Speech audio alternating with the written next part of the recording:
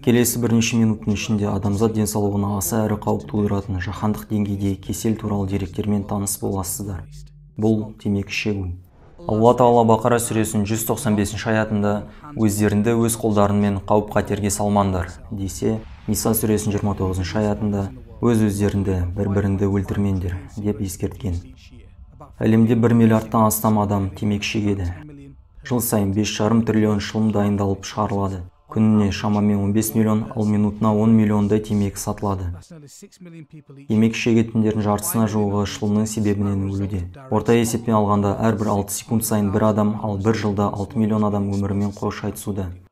Дүниеден өткен 6 миллионның 5 миллионның өлімдеріне темекі шегулері тікелей себеп болса, 600 мыңнан астамы темекі шекпесе де басқа шегетіндермен бірге болуы себеп болған, яғни темекі түтінінен демалған.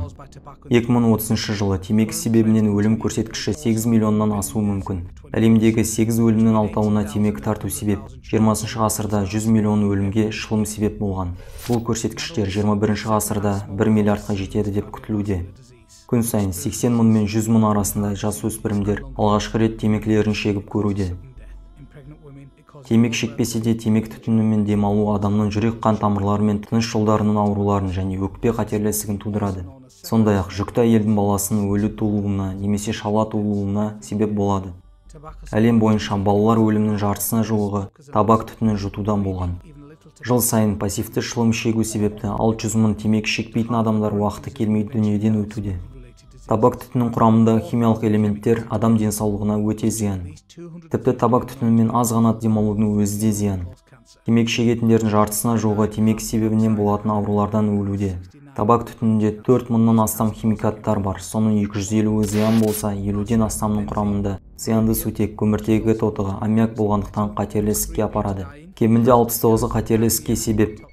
Бұл химикаттарға күшән, бензол, бериллий улы металы, 1,3 бутадиенді қауіпті газы, кадмий улы металы, хром металы, этилен оксидтері, радиоактивті химиялық зат болып табылатын никель, полоний 210 және винил хлориді кіреді. Табак түтініндегі формальдегид, бензопирен және толуол сияқты улы химикаттар қатерлі ісікті тудырады деп болжалуда. Темекі шегу адамның барлық ағзаларына зиянын тигізеді және денсаулықты толықтай зақымдайды. Әлемдегі миллиондаған адамдар темекі шегулер себепті көптеген дерттерге шалдығуда. Темекі шегу қатерлі ісікке бірден бір себеп, ал қатерлі ісік тікелей өлімге апаруда.